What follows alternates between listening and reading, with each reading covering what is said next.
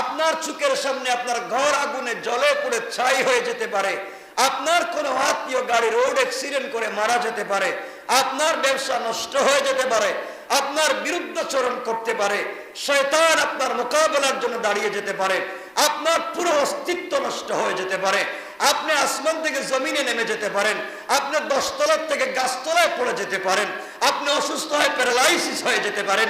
আল্লাহ বলছেন সকল সময় যারা আমার উপর শুকরিয়া আদায় করে ধৈর্য ধারণ করে চলে, সবাই যদি তাদেরকে ছেড়েও চলে যায়, আমি রব কিন্তু তাদেরকে ফেলে দিয়ে যাই না। জান না, আজ না হয় কাল, আল্লাহ টেনে উঠাইয়া দেন। এজন্য ধৈর্য ধরতে হয়। এজন্য কি ধরতে হয়? ধৈর্যের পরীক্ষা দিতে হয়। হযরত ইউনূস আলাইহিস সালামকে আল্লাহ চাইলে মাছের পেটে না ঢুকাইয়াও রাখতে পারতেন না, রাখতে পারতেন না? মাছের পেটে ঢুকালেন, একটা পানির অন্ধকার, তা পানির নিচের অন্ধকার, মাছের পেটের অন্ধকার, এই অন্ধকারের ভিতরে ঢুকাইয়াও হযরত ইউনূস আলাইহিস সালামের কাছ থেকে আল্লাহ সবর এবং ধৈর্যের পরীক্ষা নিলেন। যখন তিনি কমপ্লিট কামিয়াব হয়ে গেলেন, আল্লাহ যে মাছ কিছু পেলে খেয়ে ফেলে, এই মাছ তার পেটটাকে আল্লাহ বানিয়ে দিলেন হযরত ইউনূস আলাইহিস সালামের জন্য থাকবার বসবাসের জায়গা। মাছের পেটে কি বসবাস করা যায়? বলেন না আপনারা? ইউনূস আলাইহিস সালাম ছিলেন না? কে বানাইছেন? তা আমাদের যে air cooler, air condition, tiles, ceramic এগুলা ছাড়াও যদি আল্লাহ আমাদেরকে রাখতে পারবেন না? আমাদেরকে কবরের ভিতরে শান্তি দিতে পারবেন না? ইউসুফ আলাইহিস সালামকে যখন গর্তে ফেলে দেওয়া হলো, কূপে, তা উলঙ্গ করে হেফাজত করলেন কে? আল্লাহ। পাঠায় দিলেন পোশাক। হযরতে জিবরিল আমিন হযরতে ইউসুফকে পোশাক পরায়া দিলেন। গোলাম বলে বিক্রি করে দেওয়া হলো। আল্লাহ গোলাম রাখেন নাই, রাজ সিংহাসনে বসায়া দিলেন। প্রথমে তো ইউসুফকে জুলাইখার ঘরে নিয়েছিলেন, আজিজে মিশরের ঘরে নিয়েছিলেন, ওখানে থাকলেন। এক পর্যায়ে তার উপরে তোহমত আসলো, অপবাদ আসলো, না আসে নাই? কি ভেঙে পড়ে গেছেন? আরে আমার উপরে তোহমত আসছে, আমার উপর অপবাদ আসছে, আমি জেনা করেছি, আমি অন্যায় করেছি, আমার বিরুদ্ধে একজন দুইজন না, সারা মিশর, সারা মিশরের মানুষ যার বিরুদ্ধে, হযরত ইউসুফ আলাইহিস সালামের বিরুদ্ধে চলে গেল। রাস্তা ঘাটে হাটে মাঠে বদনাম বদনাম। ইউসুফ এই কাজ করতে পারলো, জুলাইখা এই কাজ করতে পারলো, বদনাম আর বদনাম হচ্ছে। ইউসুফ ভেঙে পড়ে গেছে? বলো লাগবে? আপনার তো মশা কামড় দিয়ে যদি একটা এখানে একটা কি হয়, বুটা হয়, তাহলে মনে কর আরে কি হয়েছে, আল্লাহ জানে কি হয়েছে, তাড়াতাড়ি আগে একজন স্পেশালাইজড দেখাও, আবার কিছু হয়ে যায় কিনা। এই তো এই তো এই তো আমার ইমান। কথা কি বুঝেন নাই? কাশি যদি একটু 2-4টা একটু বেশি দেয়, হাসি যদি 2টার জায়গায় 5টা দেয়া দেয়, মারাত্মক করোনা হয়ে গেছে।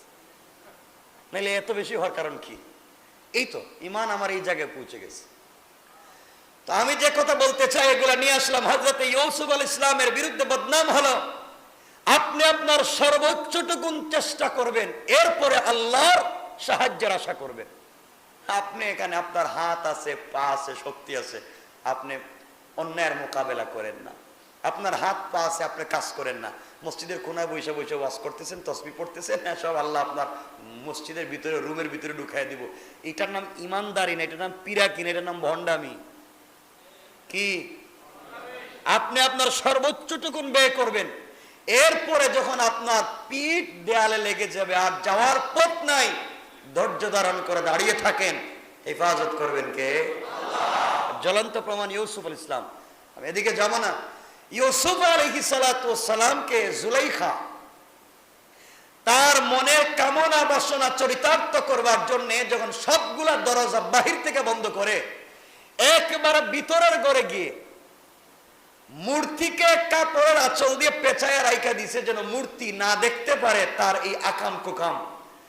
ওই সময় ইউসুফ আলাইহিস সালামকে যখন ডেকেছে নিজের কাছাকাছি, ইউসুফ তো মানুষ না, আর কিছু কথা বলেন না কেন? মানুষ না? মানুষ।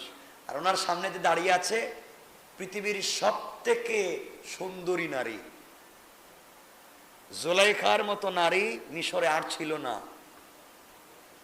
দাঁড়িয়ে আছে, ইউসুফকে ডাকতেছে, হাত ধরতে চেষ্টা করতেছে। ইউসুফ জানেন ঘরের 7টা দরজা বন্ধ, নাকি যাওয়ার কোন রাস্তা আছে? বলেন না, আছে? জুলাইখাও জানে সব বন্ধ, ইউসুফ চাইলেও যেতে পারবে না। ইউসুফ আলাইহিস সালাম আল্লাহর উপর ভরসা করলেন, যার যাই হোক জুলাইখার সামনে থেকে দৌড় দিলে তো দরজা পর্যন্ত যাইতে পারবো, নাকি? দরজায় যাওয়ার পরে যদি দরজা না খুলে আমি আল্লাহরে বলবো আমার কি কাজ, আমি তো দরজা খুলতে পারবো না। আমার কাজ ছিল দৌড় দেওয়া, আমি দৌড় দিয়ে দরজা পর্যন্ত আসলাম, দরজা তো খুলে দেওয়া ছিল আপনার দায়িত্ব। ইউসুফ আলাইহিস সালাম জুলাইখার সামনে থেকে দৌড় দিয়ে দরজার সামনে আসলেন। আল্লাহ বুঝাতে চাইলেন ইউসুফ তার সর্বোচ্চ টুকুন দিয়ে একটা বিশ্ব সুন্দরী মেয়েকে তার কাছে পাওয়ার পরও তার চেহারার দিকে না তাকায়া নিজের চরিত্র হেফাজতের জন্য দৌড় দিয়েছে।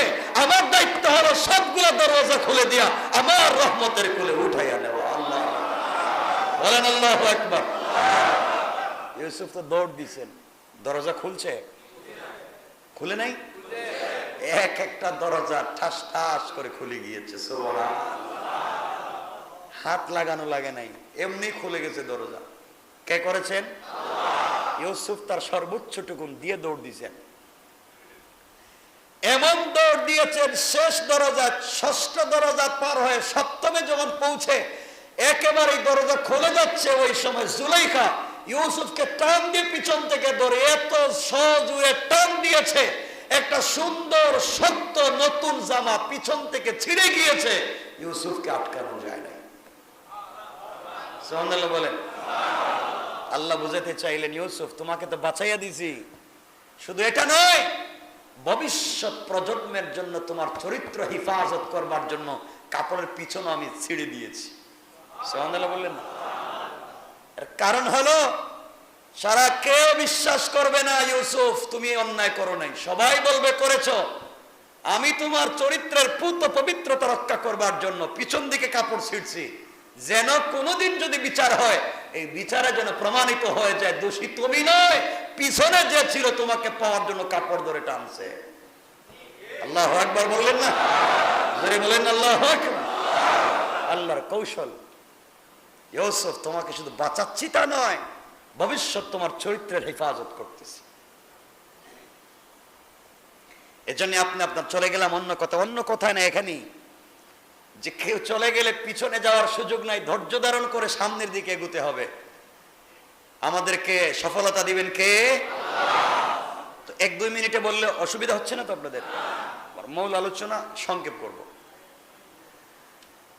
তো ইউসুফকে নিয়ে আমরা লম্বা আলোচনা করেছি, এখানে তাফসীর করেছি, লম্বা আলোচনা, কয়েক মাস নাকি 1 বছরই হয়তো করেছি সূরা ইউসুফের আলোচনা। আল্লাহ সুযোগ থাকলে আমাদেরকে আবার ইনশাআল্লাহ তাফসীরে যাব। যেটা বলতে চাই, এখানে গেলেন, যাওয়ার পরে জুলাইখা একদিকে শিক্ষিত মেয়ে, কি মেয়ে? তাও আজিজে মিশরের স্ত্রী, মিশরের সবথেকে সম্মানিত সম্ভ্রান্ত পরিবারের মেয়ে, অপরদিকে সবথেকে দামি পরিবারের বউ। চিন্তা করতেছেন? এই মেয়ে স্বামীকে যখন সামনে দেখছে, জুলাইখা কি বলবে যে আমি ইউসুফকে ধরছিলাম আমার চরিত্র নষ্ট করার জন্য? জুলাইখার সাথে সাথেই চেঞ্জ। এই যে আপনারা তো বুঝেন না যে সব মহিলারা না, এমনও মহিলা আছে সকাল বিকাল কালার পাল্টায়। আমি মনে হয় জান্নাতে বাস করতেছি, এটাকে মিথ্যা বললাম? সব না, খারাপ ভালো তো আছে, যে কোনো সময় তাকে চেঞ্জ দেখবেন, হঠাৎ করে চেঞ্জ হয়ে গিয়েছে।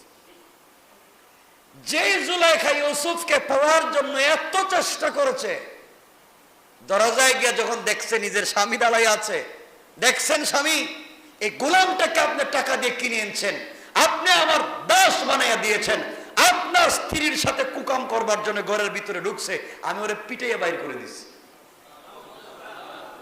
আরো আসতে বলেন নাউজুবিল্লাহ।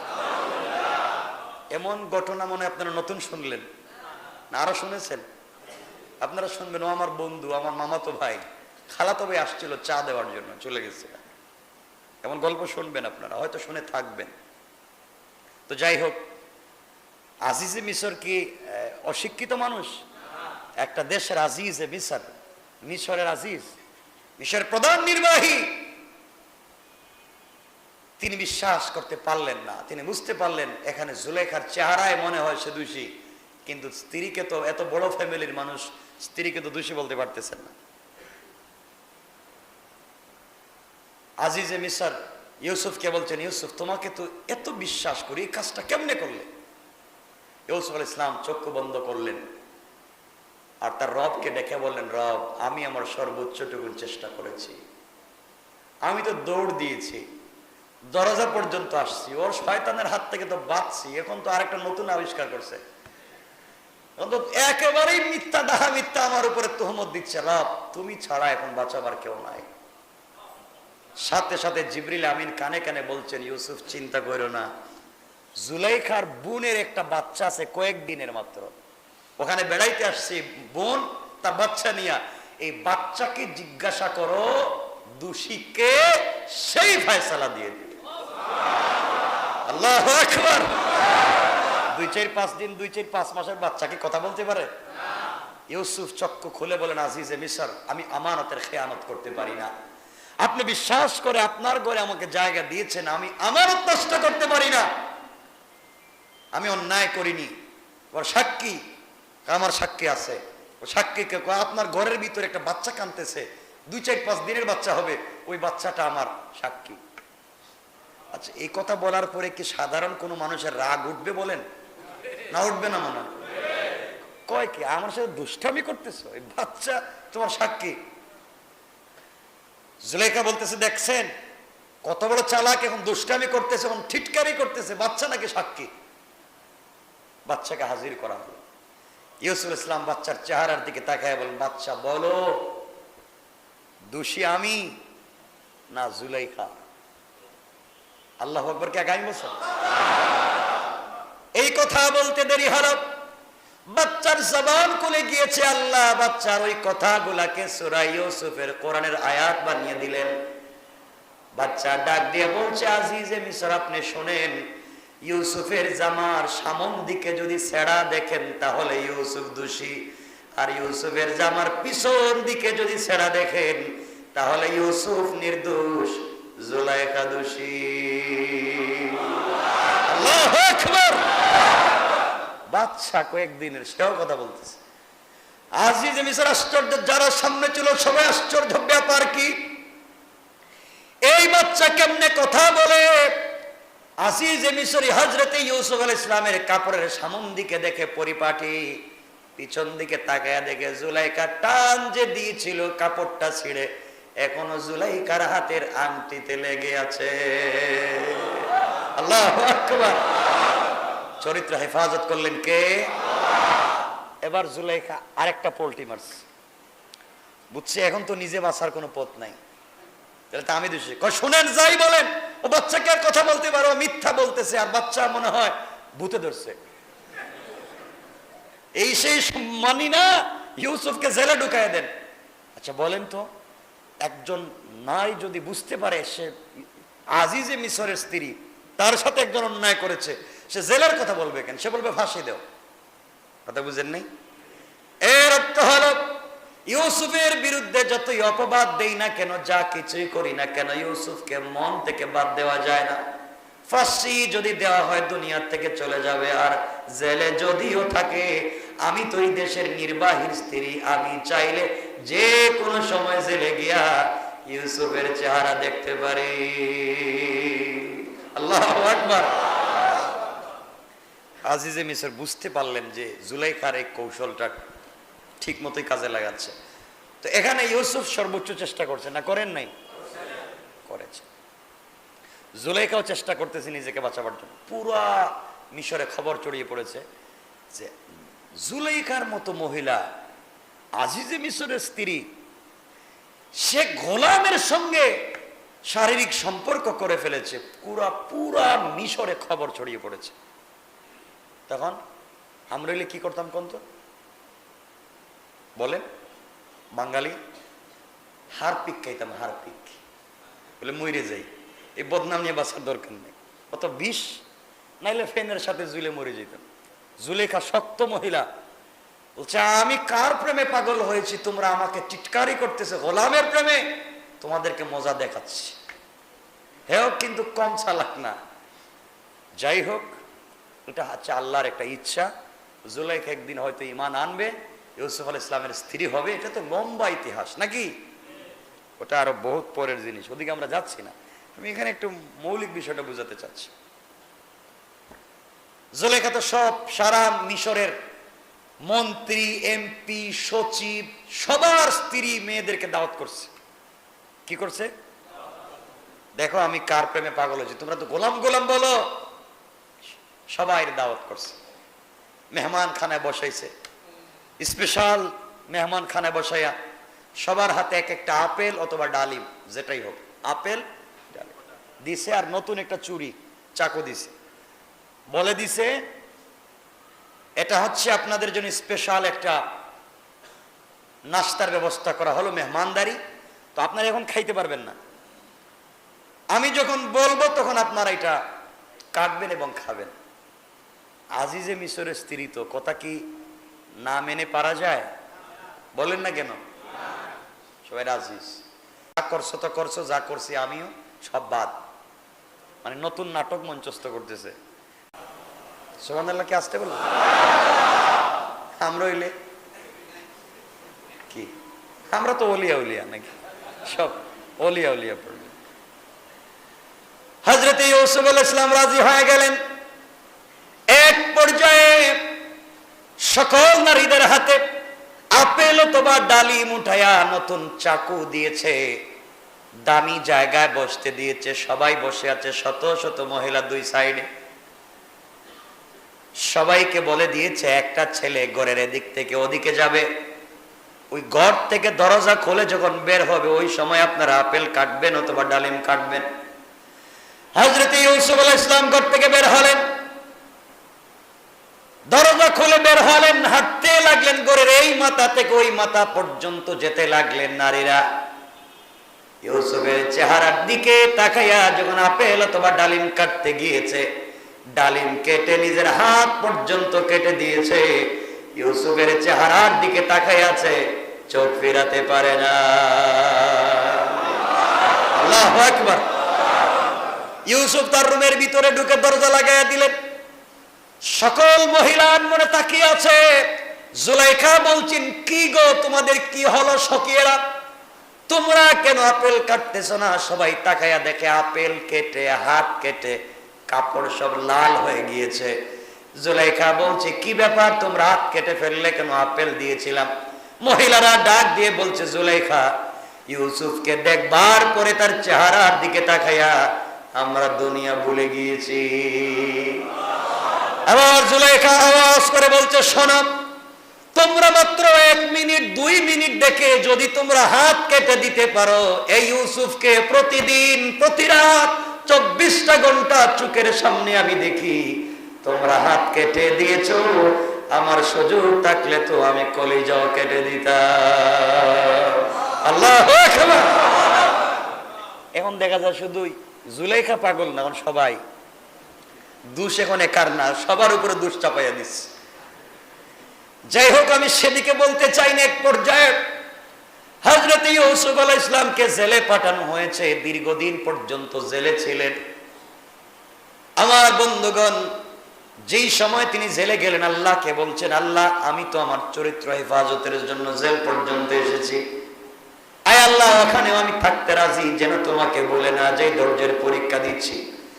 দীর্ঘদিন পর্যন্ত থাকতে থাকতে ধৈর্যের পরীক্ষা দিয়ে যখন কমপ্লিট হয়ে গেলেন, একটা স্বপ্নের ব্যাখ্যা দেওয়ার সাথে সাথে বাদশা তাকে নির্দোষ প্রমাণ করে জেল থেকে বের করে প্রথমে কৃষি মন্ত্রী, এরপরে অর্থমন্ত্রী, এরপরে আজিজে মিশর বানাইয়া আল্লাহ গোটা মিশরের বাদশা ইউসুফকে বানাইয়া দিয়েছে। আল্লাহু আকবার। বোঝাতে চাইলাম ধৈর্যের ফল দিন শেষে মিষ্টি হয়। এজন্য যত বিপদ আসুক না কেন আমরা কি করব? ইনশাআল্লাহ বলেন, সবাই বলেন। এরপর আল্লাহ রাব্বুল ইজ্জত ওয়াল জালালের পরে বলছেন ওয়া মা কানা লিনাফসিন আন তামুতা ইল্লা বিইذনিল্লাহি কিতাবাম মুআজ্জালা। আল্লাহ রাব্বুল ইজ্জত ওয়াল জালালের পরে রাতে বলছেন শোনো মুসলমানেরা, আল্লাহর হুকুম ছাড়া দুনিয়ার জমিনে কেউ মরতে পারে না।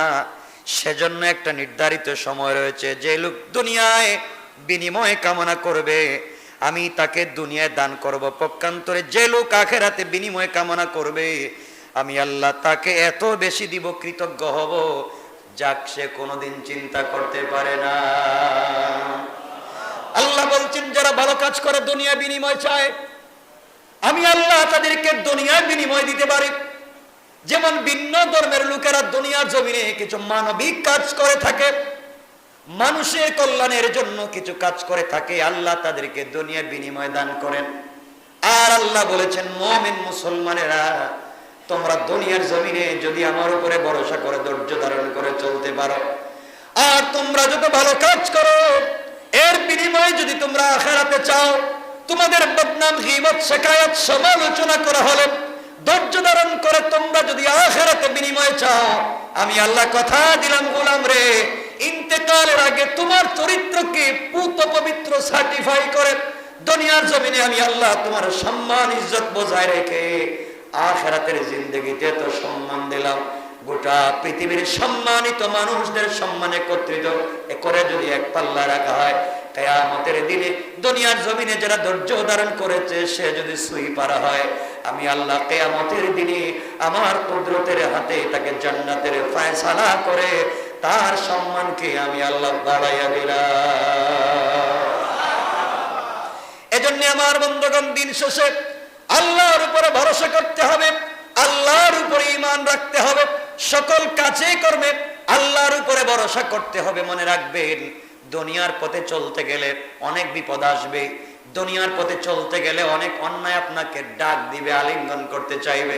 ধৈর্য ধারণ করেন, বিপদ থেকে মুক্ত হওয়ার জন্য আল্লাহর কাছে বলেন। আল্লাহ বলেছেন গোলাম শোনো, বিপদ নাই পৃথিবীতে এমন কোন মানুষ নাই, তোমরা গোটা দুনিয়া যদি আমাকে দান করে দেও আমাকে খুশি করতে পারবে না গোলাম। কিন্তু গভীর রজনীতে দুনিয়ার মানুষ যখন ঘুমিয়ে যায়, কত সন্তান বাবার কোল জড়িয়ে ঘুমিয়ে যায়, কত সন্তান তার মায়ের কোলে ঘুমিয়ে যায়, কত স্ত্রী তার স্বামীর গলা জড়িয়ে ঘুমায়, কত মা তার বাবার গলা জড়িয়ে ঘুমিয়ে যায়। শোনো রে, ওই সময় আমি আল্লাহ ঘুমাই না, আমি আল্লাহ তোমার দরজায় দাঁড়িয়ে যাই গোলাম। ওই সময় ঘুম থেকে উঠে নিজের মনের ইচ্ছার কথা যদি আমাকে ব্যক্ত করতে পারো, আমি কথা দিলাম দুনিয়ার কোন মানুষকে সত্তার নামের খাতিরে আমিও জানাতে চাইব না, দুনিয়ার কিছু মানুষকে বলতে চাইব না। তুমি আমার কাছে যা বলবে আমি আল্লাহ তোমার সবগুলা কথাকে কবুল করে দুনিয়ায় বাস্তবায়িত করব এবং আখিরাতে বিনা হিসাবে জান্নাতের ওয়াদা দিয়ে দিলাম। এজন্য মনে রাখবেন মুসলমানেরা, গভীর রাত্রে সাজদার অনেক দাম। গভীর রাত্রে সাজদা দিয়ে শুধু সুবহান রাব্বিয়াল আলা বলে ক্ষান্ত হবেন না। সাজদায় গিয়ে আপনারা বলেন সুবহান রাব্বিয়াল আলা, আল্লাহ বলেন সুবহান আমি পবিত্র, আলা আমি বড়। আমি তো জানি আমি পবিত্র, আমি বড়, আবার বলতেছে সুবহান রাব্বিয়াল আলা। আল্লাহ বললেন গোলাম রে আমি জানি আমি পবিত্র, আমি বড়, এরপরে কি আবার কয় সুবহান রাব্বিয়াল আলা। আল্লাহ বলেন আমি তো জানি আমি পবিত্র, আমি বড়, এরপরে কি? আল্লাহু আকবার বলে দাঁড়িয়ে গেছে। আল্লাহ বলেন গোলাম এটা নয়, সাজদায় পড়ে মনের কথা বল, কি বলতে চাস? সুবহান রাব্বিয়াল আলা বলার পরে কি বলতে চাও? নফল সালাত সুন্নাত সালাতে নিজের মতো নিজের ভাষায় কথা বলে চোখের পানি ছেড়ে যদি সাজদায় গিয়ে নিজের মনের কথা বলতে পারো, আল্লাহ বলেছেন গোলাম রে এমন সময়ে দুনিয়ার কেউ শুনবে না, তোমার কদম, তোমার মাথা যখন থাকবে আমার কদমে, আমার কান শুধুমাত্র তোমার কথা শুনবার জন্য অপেক্ষা করবে। আমি আল্লাহ কথা দিলাম গোলাম সেজদায় গিয়ে যা বলবে তাকে 100 গুণ বাড়াইয়া দেওয়ার ওয়াদা দিলাম। এজন্য গভীর রাত্রে আল্লাহর কাছে বলতে হবে। আল্লাহ রাব্বুল ইজ্জত ওয়াল জালাল এই জন্যই বলেছেন ওয়াসানাজজি শাকিরিন, আল্লাহ রাব্বুল ইজ্জত ওয়াল জালাল বলে দিলেন, কৃতজ্ঞতাদেরকে আমি প্রতিদান দেব দুনিয়ার কোন মানুষের মাধ্যমে না, ফেরেশতার মাধ্যমে না। যারা কৃতজ্ঞ, যারা শুকরিয়া আদায় করে, তার একটা ছেঁড়া জুতা আছে, তাতে সে শুকরিয়া আদায় করে। তার 50 টাকা দামের লুঙ্গি আছে, ওখানেই শুকরিয়া আদায় করে। আর একজনের 1 কোটি টাকা দামের গাড়ি আছে, তার 5000 টাকা দামের বাইসাইকেল আছে, ওখানে শুকরিয়া আদায় করে। আল্লাহ বললেন, যারা আমার উপরে কৃতজ্ঞ থেকে শুকরিয়া আদায় করে, তাদের প্রতিদান ফেরেশতাদের মাধ্যমে আমি আল্লাহ দেই না, তাদের প্রতিদান বরাদ্দ রেখে আমার হাতে দেয়া দেই। কোন সুবহানাল্লাহ। আল্লাহ রাব্বুল ইজ্জত ওয়াল জালাল আরো বললেন, এরপরে আল্লাহ রাব্বুল ইজ্জত ওয়াল জালাল আরো বললেন, আর তিনি বললেন, বহু নবী ছিলেন যাদের সঙ্গী সাথীরা তাদের অনুবর্তী হয়ে জিহাদ করেছে। অনেক নবী ছিলেন যাদের সঙ্গী সাথীরা জিহাদ করেছে, আল্লাহর পথে তাদের কিছু কষ্ট হয়েছে বটে, কিন্তু আল্লাহর রাহে তারা হেরেও যায়নি। আল্লাহ বলেছেন, এমন কিছু মানুষ আছে যারা আল্লাহর রাহে জিহাদ করে, আল্লাহর রাহে দ্বীন প্রতিষ্ঠার জন্য কষ্ট করে, কষ্ট করতে গিয়ে যদি তারা হেরেও যায়, বিজয় অর্জন না করতে পারে, আল্লাহ বলেন দুনিয়ার মানুষের কাছে তারা হেরে গিয়েছে, কিন্তু মানুষ জানে না তাদের ঈমানের কাছে গোটা দুনিয়া হেরে গিয়েছে। ঠিক কিনা বলেন? আমার বন্ধুগণ, আমার ভাইরা, মনে করেন ঠান্ডার রাত্র যখন হয়ে যায়, ঠান্ডার রাত্রে আপনি ভালো করে কম্বল দিয়ে ঘরের ভিতরে হিটার ছেড়ে ঘুমিয়ে পড়েন, আজান হচ্ছে আপনার খবর নাই, আর একজন নামাজি আজানের সাথে সাথে ঘুম থেকে উঠে গেল, ঠান্ডা পানি দিয়ে ওযু করলো, আল্লাহর আওয়াজ, আল্লাহর ডাক তাকে ঠান্ডা পানি আটকাতে পারে নাই, ঠান্ডা তাকে আটকাতে পারে নাই, ঠান্ডার মধ্যে দাঁড়িয়ে গিয়েছে। আল্লাহ বললেন, তাকে যখন দমাতে পারে নাই, দুনিয়া যখন ঠান্ডার কাছে আক্রান্ত হয়ে যায়, গোটা দুনিয়াবাসী ঠান্ডার কাছে, শীতের কাছে পরাজিত হয়ে যায়, কিন্তু একজন ইমানদারের কাছে শীত পরাজিত হয়ে যায়। ঠিক কিনা বলেন? আমার কথা কি বুঝতে পারতেছেন? আল্লাহ বলছেন, এভাবে যারা করবে আর যারা সবর করবে, আল্লাহ রব্বুল ইজ্জত ওয়াল জালাল বলছেন, তারা যদি সবর করতে পারে, আল্লাহ সুন্দর করে বললেন, ওয়াল্লাহু ইউহিব্বুস সাবিরিন। যারা ধৈর্য ধারণ করবে, সবর করবে, আমি আল্লাহ তাদেরকে আমার কলিজা দিয়ে ভালোবাসি। সুবহানাল্লাহ বলেন না? আর জোরে বলেন না সুবহানাল্লাহ। যারা সবর করে তাদেরকে ভালোবাসেন কে? আল্লাহ। আমাদেরকে পৃথিবীর সকল মানুষ যদি খারাপ পায়, আমাদের কিছু যায় আসে? এমন সময় কি করতে হবে আল্লাহ বলতেছেন, কষ্ট হচ্ছে না তো? এরপরে আয়াত আল্লাহ দেখেন কি বলছেন। আল্লাহ বললেন, ওয়ামা কানা কাওলাহুম ইল্লা ক্বালু রব্বানা ইগফির লানা যুনুবানা ওয়া ইসরাফানা ফি আমরিনা ওয়া সাব্বিত আকদামানা ওয়ানসুরনা আলাল কওমিল কাফিরিন। আল্লাহ রাব্বুল ইজ্জত ওয়াল জালাল বললেন, আর তারা কিছুই বলেনি, তারা কিছুই বলতে চায়নি, তারা কিছু আমাকে শোনাতে চায়নি, লজ্জায় কিছু বলতে চায়নি, তারা শুধু বলেছে, হে আমাদের পালনকর্তা রব, মোচন করে দাও আমাদের এই জিন্দেগির পাপগুলা। এই কথাই শুধু বলেছে, আর কিছু বলতে পারলো না।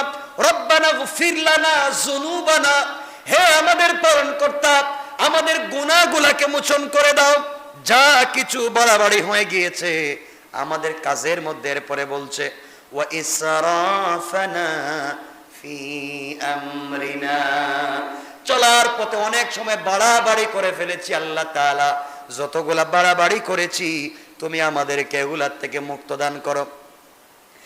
এরপরে আমাকে বলছে, আল্লাহ বলছেন, ওয়াসাব্বিত আকদামানা, আর বলেছে আল্লাহ তাআলা, আমাদিগকে দৃঢ় রাখো, শক্ত রাখো।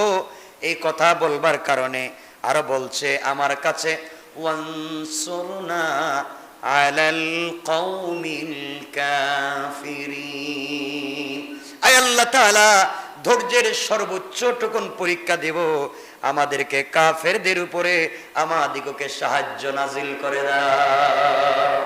আল্লাহ রাব্বুল ইজ্জত ওয়াল জালাল বললেন, গোলাম যখন এইভাবে আমার কাছে অনুনয় বিনয় করে, কাকুতি মিনতি করে বলতে থাকে, আমি আল্লাহ রাব্বুল ইজ্জত ওয়াল জালাল রহমতের ফেরেশতাদেরকে জানায়া দেই, ফেরেশতারা শুনো রে, আমার গোলাম এত কষ্টে থাকবার পরে ধৈর্য ধারণ করেছে, সবর করেছে, এরপরে আমার থেকে মুখ ফিরিয়ে নেয় নাই, ঠান্ডার সময় দাঁড়িয়েও আমাকে সেজদা করতেছে, এত কিছুর পর আমি আল্লাহকে ভুলে যাই না, আমি আল্লাহ ভুলে গেলাম না। গোলাম আমার কাছে বলেছে আমি যেন তাদেরকে ক্ষমা করে দিই, তোমরা শুনে রাখো, শুধু ক্ষমা করে দিলাম তা না, আমল নামার মধ্য থেকে গুনাহগুলোকে ক্ষমা করে এই পরিমাণ সওয়াব তাদের আমল নামায় লিখে দিয়া স্পেশাল সার্টিফিকেট দিয়া দিলাম, বান্দারে তোর যতজন মন চায় ততজনকে শাফাআত আর সুপারিশ করে জান্নাতে নিয়ে যা। আল্লাহু আকবার বলেন। এজন্য আমার মুসলমান বন্ধুগণ, যারা দুনিয়ার জমিনে এভাবে চলতে পারে, আল্লাহর উপর ধৈর্য ধারণ করতে পারে, সবর করতে পারে, আল্লাহ বললেন, এরপরে আয়াতে আল্লাহ বললেন, ফাআতাহুমুল্লাহু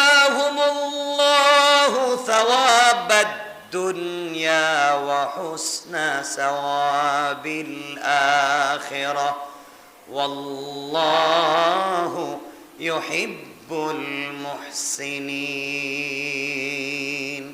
আল্লাহ রাব্বুল ইজ্জত ওয়াল জালাল বললেন, অতঃপর যারা আল্লাহ তাদেরকে দুনিয়ার সওয়াব দান করেছেন এবং যথার্থ তাদের জন্য আখিরাতে পূর্ণাঙ্গ সওয়াব রেখে দিয়েছেন, আর যারা সৎকর্মশীল, আল্লাহ রাব্বুল ইজ্জত ওয়াল জালাল বললেন, যারা সৎকর্ম করে, ভালো কাজ করে, আমি আল্লাহ তাদেরকে ভালোবাসি। আল্লাহ যাদেরকে ভালোবাসেন তাদের জন্য জান্নাত জাহান্নাম হারাম হয়ে যায়, আর তাদের জন্য জান্নাত ওয়াজিব হয়ে যায়।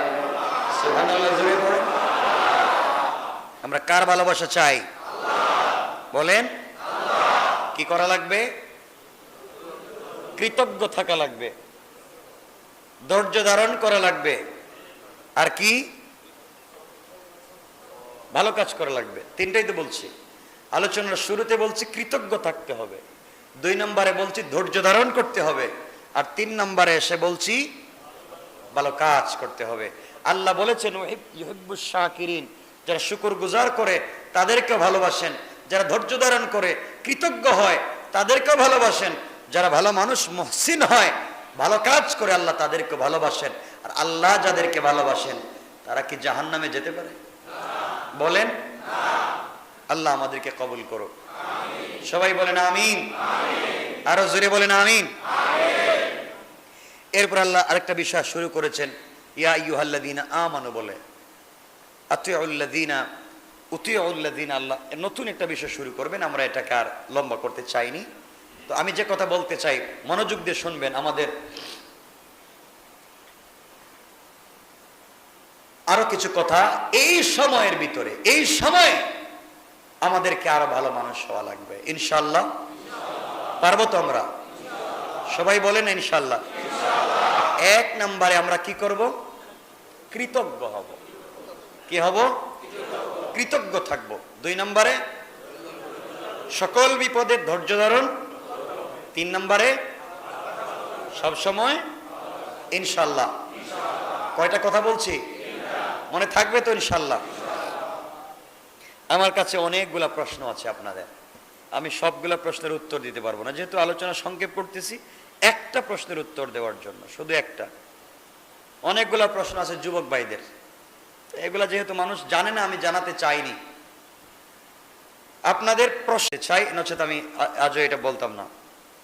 আমাকে বলা হয়েছে যে বাংলাদেশে কি একটা, আমি নিজেও জানি না এগুলো, আমি বুঝি কমে বলা, বিটিএস কি, ওইটা নিয়ে কিছু কথা বলবার জন্য। হয়তো অনেকে জানেন না, আমি জানাতেও চাইনি আপনাদেরকে। যুবক যারা আছে এরা মনে কিছু কিছু বুঝে। হ্যাঁ, আমি যে কথা বলতে চাই ওটা সহজ বাংলায় বলে দিই। ছেলেরা মেয়েদের মতো, মেয়েরা ছেলেদের মতো হতে চায় এবং থাকতে চায়, এটা ইসলাম সাপোর্ট করবে? আচ্ছা, তো এই কথাটা আমি আপনাদের কাছে সচেতনতার জন্য এই কথাটা আমি আলোচনা নিয়ে আসতে চাই। বিটিএস হলো এটা দক্ষিণ কোরিয়ার একটা ব্র্যান্ড দল, দক্ষিণ কোরিয়ার একটা ব্র্যান্ড দল। বিটিএস যাদেরকে বলা হয় ব্যাংটন বয়েজ বা আরো কোনো একটা জিনিস এভাবে বলা হয়। এদের উদ্দেশ্য যেটা হচ্ছে, তারা কিছু ছেলে যুবক যারা নারীদের মতো সাজগুজ করে বিভিন্ন কনসার্টে অশ্লীল অঙ্গভঙ্গি করে মানুষকে তাদের দিকে আকৃষ্ট করতে চায়, নারীদের মতো সাজগুজ করে। ছেলে নামে বলেন, তারা নারীদের মতো পোশাক পরে, নারীদের মতো লিপস্টিক দেয়, নারীদের মতো অর্নামেন্ট জুয়েলারি ইউজ করে।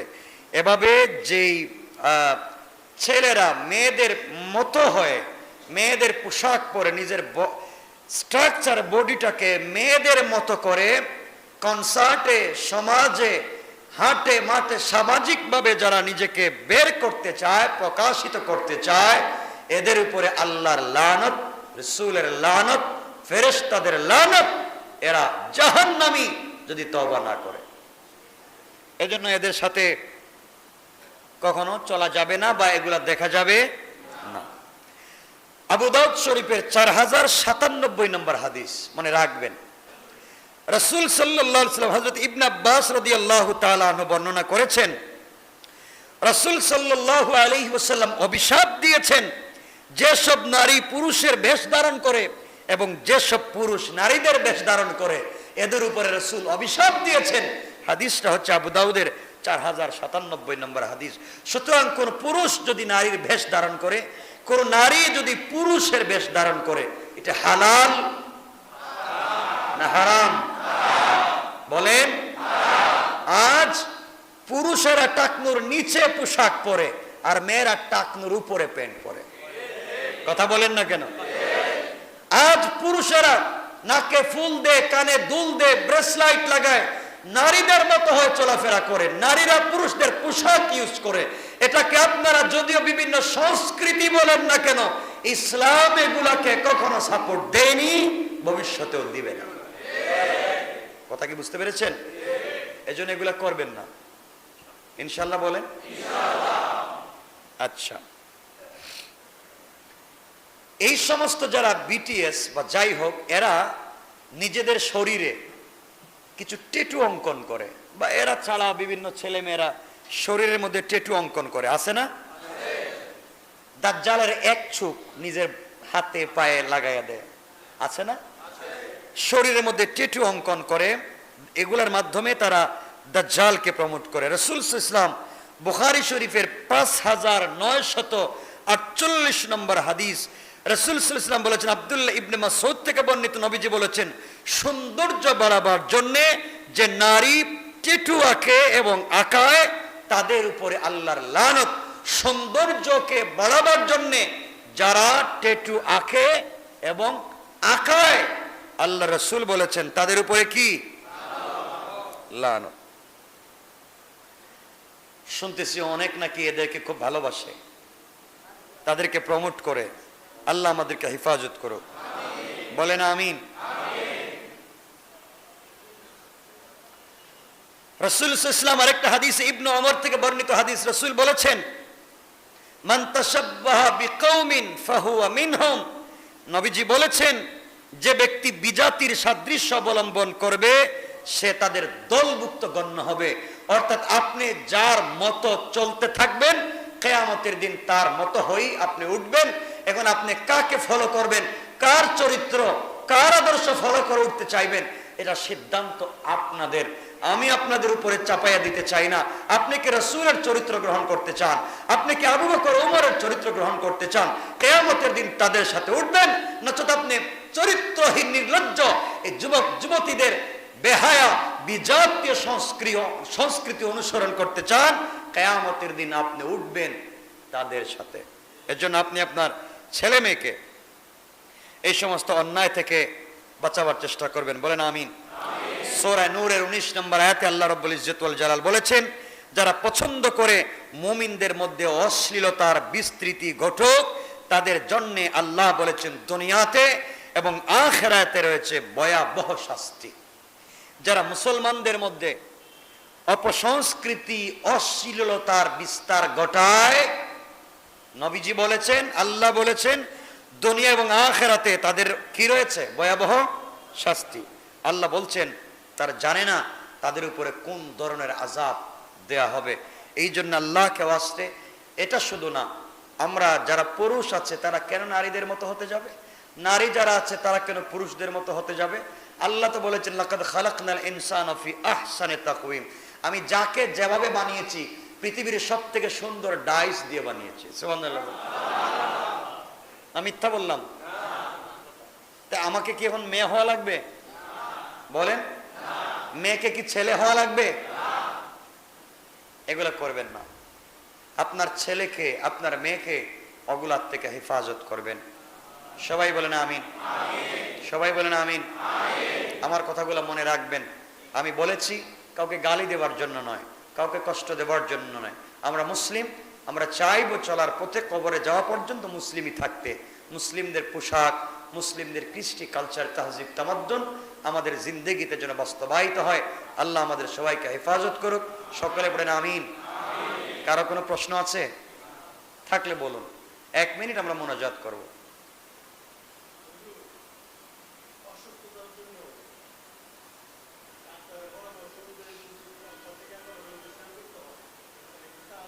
হ্যাঁ, পড়ে নিতে পারবেন, অবশ্যই পড়ে নিতে পারবেন ইনশাআল্লাহ। কারো কোনো প্রশ্ন আছে? আমরা আলোচনা সংক্ষেপ করে দিচ্ছি, আমরা দোয়া করব এখন ইনশাআল্লাহ। কারো কিছু নাই?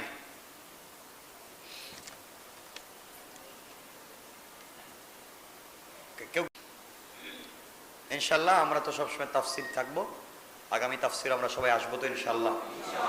আমার জন্য দোয়া চাই, আপনারা আমার জন্য দোয়া করবেন, আপনাদের জন্য দোয়া করি। আগামী কালকে আগামীকালকে কয় তারিখ? 20 তারিখ। এখানে 15 তারিখ কেন? 15 তারিখ লেখা কেন এখানে?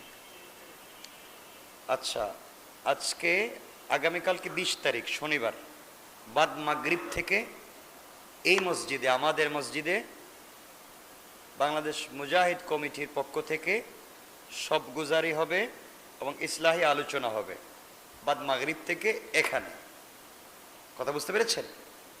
আপনাদের সবার দাওয়াত। বাদ মাগরিব থেকে এই মসজিদে আলোচনা হবে ইনশাআল্লাহ। আল্লাহ চাহে তো আমিও থাকবো ইনশাআল্লাহ। বাদ মাগরিব আলোচনা করবেন মাওলানা মুফতি আব্দুর রহমান বেতাগী, উনিও আলোচনায় থাকবেন এবং আমিও থাকবো ইনশাআল্লাহ, আল্লাহ যদি কবুল করেন। কালকে বাদ মাগরিব নাকি? বাদ মাগরিব থেকে ইনশাআল্লাহ। আল্লাহুম্মা সাল্লি আলা মুহাম্মদ ওয়া আলা আলি মুহাম্মদ কামা সাল্লাইতা আলা ইব্রাহিম ওয়া আলা আলি ইব্রাহিম ইন্নাকা হামিদুম মাজিদ।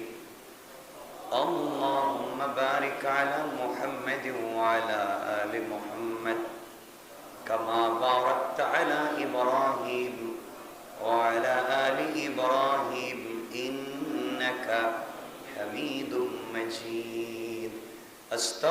আস্তাগফিরুল্লাহ ইন্নাল্লাহা গফুরুর রহিম। আস্তাগফিরুল্লাহাল্লাযী লা ইলাহা ইল্লা হুয়াল হাইয়ুল কাইয়্যুম ওয়া আতুবু ইলাইহি। লা হাওলা ওয়া লা কুওয়াতা ইল্লা বিল্লাহিল আলিয়্যিল আযীম। আমরা সবাই আসবার চেষ্টা করব কালকে ইনশাআল্লাহ। আল্লাহুম্মা আমিন। আলহামদুলিল্লাহিল্লাযী হাদানা লিহাদা ওয়া মা কুন্না লিনাহতাদিয়া লাওলা আন হাদানাল্লাহ। লাকাদ জাআত রুসুলু রাব্বিনা বিল হক।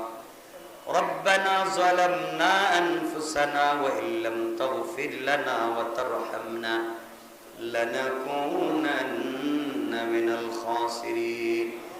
রব্বানা آتنا في الدنيا حسنة وفي الآخرة حسنة وقنا عذاب النار وأدخلنا الجنة مع المتقين والأبرار.